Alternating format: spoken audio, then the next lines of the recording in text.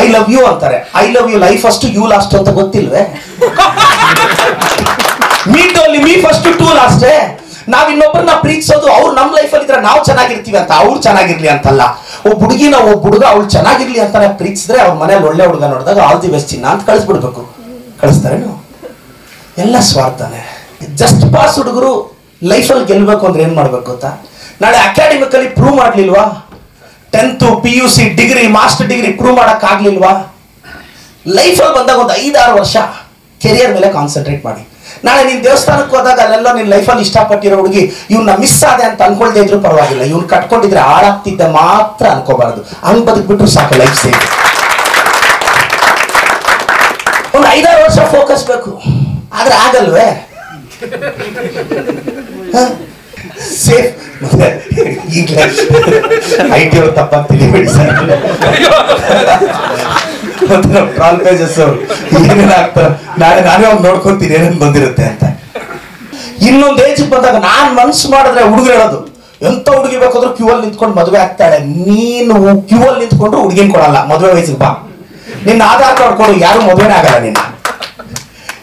ನಾನು ಹೇಳೋದು, ಈ ಪ್ರಪಂಚದಲ್ಲಿ ಯಾರಾದ್ರೂ ನಿಮ್ಮ ಆಧಾರ್ ಕಾರ್ಡ್ ಕೊಟ್ಟ ಮೇಲೂ ಆ ಹುಡುಗಿ ಒಪ್ಕೊಂಡ್ರೆ ನಿನ್ ಗ್ರೇಟ್. ಆಧಾರ್ ಕಾರ್ಡ್ ನೋಡಿ ಯಾವ ಹುಡುಗಿ ಯಾವ ಹುಡುಗನ್ನು ಒಪ್ಪಲ್ಲ. ಆಧಾರ್ ಕಾರ್ಡ್ ಅಲ್ಲಿ ತುಂಬಾ ಚೆನ್ನಾಗಿ ಕಾಣಿಸ್ತೀವಿ, ಅಪ್ಡೇಟ್ ಆಗಿದ್ರೆ ನನಗೆ ಗೊತ್ತಿಲ್ಲ. ಈ ಅಸಂಪ್ಷನ್ಸ್ ಇಂದ ಆಚೆ ಬಂದು ಬೆಂಗಳೂರಿಗೆ ಬರ್ತೀವಿ. ಸರ್ ನೀವು ಜೊತೆಗೆ ಹೇಳ್ತೀರಾ ನಿಮ್ಮ ಟೀಮು, ಧೈರ್ಯವಾಗಿರಿ. ಬೆಂಗಳೂರಿಗೆ ನನ್ನ ಯಾರೋ ಕೇಳಿದ್ರು, ಬೆಂಗಳೂರಿಗೆ ನಾವು ಸೋಲಕ್ ಬಂದವರು, ನಮಗ್ ಗೆಲುವೇನಿದ್ರು ಕಾಂಪ್ಲಿಮೆಂಟ್ರಿ.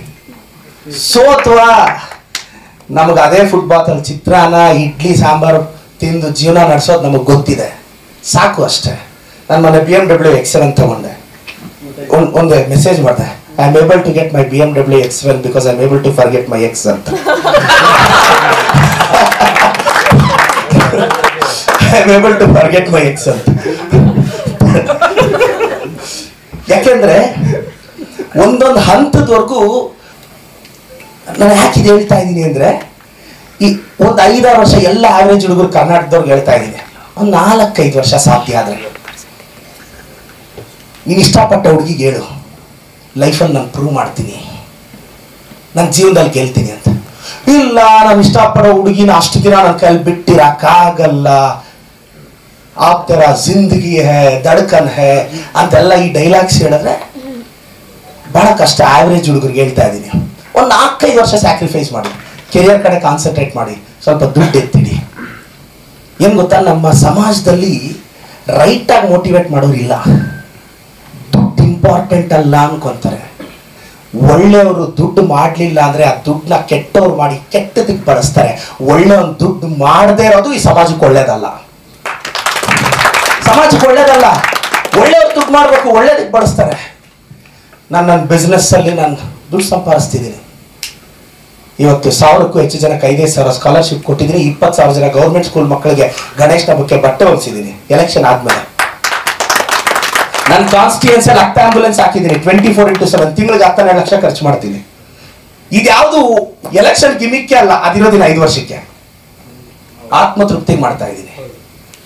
ಒಬ್ಬ ಹುಡುಗ ಕರೆಕ್ಟ್ ಆಗಿ 22 ದಿನಕ್ಕೆ ಮುಂಚೆ ಒಂದು ಎಲೆಕ್ಷನ್ ಹೋಗಿ ನಾನೇನೋ ಬದಲಾವಣೆ ತರ್ತೀನಿ ಅಂದ್ರೆ ಜನ ಗೆಲ್ಸಿದ್ರೆ, ನಾಳೆ ನನ್ನ ಟ್ರ್ಯಾಕಲ್ ಬರ್ತಾರಲ್ಲ 1000 ಜನ, ಅವ್ರನ್ನ ಈ ಕರ್ನಾಟಕ ನಂಬಬೇಕು ಅಂದ್ರೆ ಒಬ್ಬ ಪ್ರದೀಪ್ ಈಶ್ವರ್ ಗೆಲ್ಬೇಕು.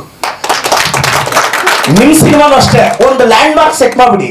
ಹೊಸ ಹುಡುಗರ ಪ್ರಯೋಗನ ನಾವು ಆಶೀರ್ವಾದ ಮಾಡಿ ಒಂದು ಮ್ಯಾಸಿವ್ ಹಿಟ್ ಮಾಡಿದ್ರೆ ಹೊಸ ಸಿನಿಮಾಗೆ ಬರ್ತಾರೆ. ಒಂದು ಬ್ರೇಕ್ ಬೇಕು ಇಂಡಸ್ಟ್ರಿಗೆ, ಅದು ನಿಮ್ಮಂತ ಹುಡುಗರಿಂದ ಆಗ್ಬೇಕು. ನಾನು ಮಾತಾಡಕ್ ನಿಂತ್ರೆ ಅವ್ರ ಗಟ್ಲೆ ಮಾತಾಡ್ತೀನಿ.